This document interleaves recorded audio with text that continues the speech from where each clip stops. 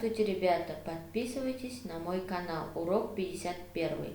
Я – личность. Ты научишься определять причинно-следственную связь в тексте, работать с планом рассказа, понимать основные моменты в тексте.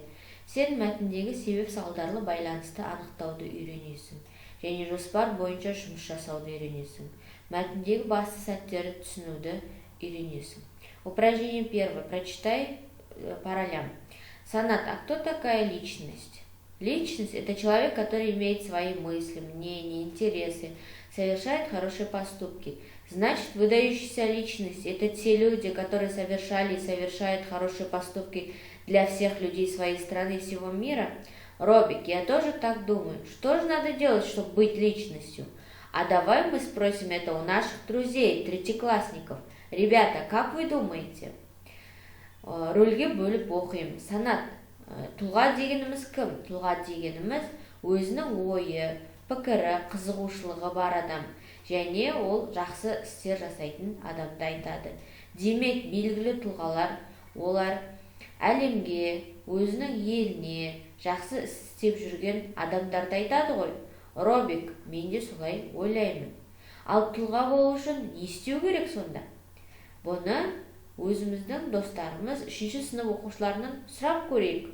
Балалар, қалай ойлайсыңдар? Упражнение 2. Работа в группах. Топтық жұмыс. Вспомните, какими качествами обладали выдающиеся личности, с которыми вы познакомились на уроках русского языка. Создайте постер. Орыс тілі сабағынан өткен белгілі тұлғалардың қандай қасиеттері естеріңде қалды? Естеріңе түсіріп көріңдер. Және тұлға деген сөзге постер құраңыздар. Упражнение 3. Проанализируй. Талда. Назови имена выдающихся личностей, что их всех объединяет. О ком можно сказать, что он вышел из народа? Белгілі тұлғалардың аттарын ата, оларды не біріктіреді? Халықтан шыққан деп кім туралы айтуға болады? Упражнение 4. Послушай. Тыңда. Золотой орех. Перед праздником отец принес домой орехи. Леночка, увидев среди орехов позолоченные, стала просить именно эти орехи. Орехи эти сделаны лишь для красоты. «Возьми другие», — сказала мама. Леночка заплакала. «Я не возьму черные орехи, дай мне золотые. Зерна в них должны быть лучше, чем в других». Мать дала ей орехи с позолоченной скорлупой, остальным детям раздала оставшиеся. Леночка обрадовалась и тут же принялась разбивать свои орехи. Но ни в одном из них не нашла ядра. Одни лишь пустые скорлупки. Сидящие рядом дети стали смеяться над ней. Тогда отец сказал: «Эти орехи не для еды. Сделаны они для украшений. Я взял пустые скорлупки и покрасил их золотой краской. В другой раз о вещах не суди по их внешнему виду. Ценность вещи заключается в ее содержании». Алтын жаңғақ. Мейрамның алдында әкесі үйіне жаңғақтар алып келді. Лена болса жаңғақтардың арасында алтын түстес жаңғақтарды көріп, соны сұрай бастады. Анасы айтады: «Бұл жаңғақтар сұлулық үшін жасалған, басқасын ал» дейді. Лена жылай бастайды. «Мен қара жаңғақтарды алмаймын, маған алтын жаңғақтар керек. Оның ішіндегі дәнді дақылдары да басқаларынан жақсырақ» дейді. Анасы оған алтын түстес жаңғақты беріп, басқа балдарға жаңағы қара жаңғақты таратып береді. Лена бірден қуанып жаңғақтарды сындыра бастайды, бірақ ешқайсының ішінен дәнді дақыл шықпайды. Қасындағы балалар күле бастайды. Сонда әкесі айтады: «Бұл жаңғақтар әшекей үшін жасалған, тамақ үшін емес. Мен бос жаңғақтардың қабығын алып, алтын түске бояп қойдым. Келесіде заттың сыртына қарап сөкпе» дейді. Жаңағы заттың құндылығы оның ішінде. Почему Леночка выбрала золотые орехи? Неге Лена алтын түстес жаңғақты таңдады? Что оказалось в них? Олардың ішінен не шықты? О чем этот рассказ? Бұл әңгіме не туралы? Упражнение 5. Подумай, ойлан. Подходит ли к тексту данный план? Мына жоспар текстке сәйкес келе ме? Не суди о вещах по внешнему виду. затты сырт келбетіне қарап сөкпе. Желание Леночки, Ленаның қалауы.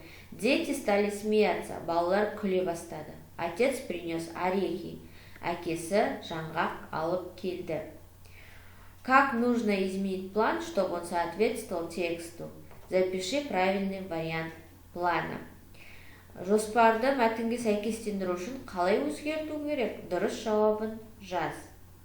Первое – это что? Первое – отец принес орехи. Второе – желание Леночки. Третье – дети стали смеяться. Четвертое – не суди о вещах по внешнему виду. Дальше. Как ты понимаешь значение выделенного в тексте предложения? Можно ли данное высказывание отнести к понятию личность? Қарамен жазылған сөйлемді қалай түсінесің және оны жеке тұлға деген түсінікке сәйкес келе ме? Упражнение 6. Прочитай слова назидания. Между умными и глупыми людьми есть разница. Умный человек интересуется достойными и серьезными делами, а глупый человек тратит время на пустые бессмысленные затеи. Хочешь быть в числе умных людей? Спрашивай себя раз в день, раз в неделю, хотя бы раз в месяц, как ты живешь, что ты сделал хорошего. По Абаю. Ақылды және ақымақ адамдардың арасындағы айырмашылық. Ақылды адамдар өздеріне лайықты іспен айналысады. Ақымақ адамдар болса уақытын босқа, текке, керегі емес нәрселермен айналысумен өткізеді. Сен ақылды адамдардың қатарында болғың келе ме? Ол үшін өзіңнен күніне бір рет, аптасына бір рет, немесе айына бір рет өзіңнен сұра, қалай өмір сүріп жатсың? Қандай жақсылық жасадың? На какие качества человек Абай обращает наше внимание? Абай адамның қандай қасиеттеріне назар аударады? Какой совет дает Абай, чтобы быть в числе умных? Ақылдылардың қатарында болу үшін Абай қандай кеңес береді? Чтобы стать личностью, обязательно ли выполнить эти советы? Тұлға болу үшін бұл ақылдарды міндетті түрде орындау керек пе?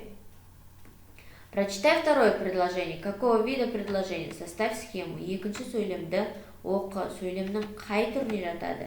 Және сызбасын сыз. Упражнение 7. Письмо по памяти. Есте сақтап жазамыз. Прочитай и выучи высказывание Пушкина. Пушкиннің айтқанын оқып жаттап аламыз. Сказка ложь, давний намек добрым молодцам урок. Ертегі ол өтірік. Тек оның ішінде жастарға айтылатын кеңес қана болады. О каком признаке сказки говорится высказывание? Ертегінің қандай қасиет туралы айтылған? Какие уроки вдумчивый читатель может получить из сказок? Оқырман ертегіден қандай сабақ ала алады? Отвечаем на вопрос. Сұраққа жауап береміз. Упражнение 8. Собери пословицы. Мақалды жинақта. Запиши их, оларды жазып ал. С мастерством люди не родятся, а добытым ремеслом гордятся. Адам шеберлікпен туылмайды, өзінің өндірілген қол өнермен мақтанады. Кто любит труд, того люди чтут. Кім еңбекті сүйсе, соны адамдар құрметтейді. Упражнение 9. Переведи на русский язык и объясни значение. Орыс тіліне аударып, мағынасын түсіндір. Ердің атын еңбек шығарады. Имя Джигита трудом его прославляется. Ағаш жемісімен, адам ісімен құнды. Человек дерево дорог плодами, а человек делами. То есть первая пословица. Имя человека с помощью труда прославляется. Еңбекпен ердің аты шығады. На втором дерево дорог, особенно с плодами, а человек тем, что он делает своими делами. Ағаш жемісімен, адам ісімен құнды. Урок окончен. До свидания.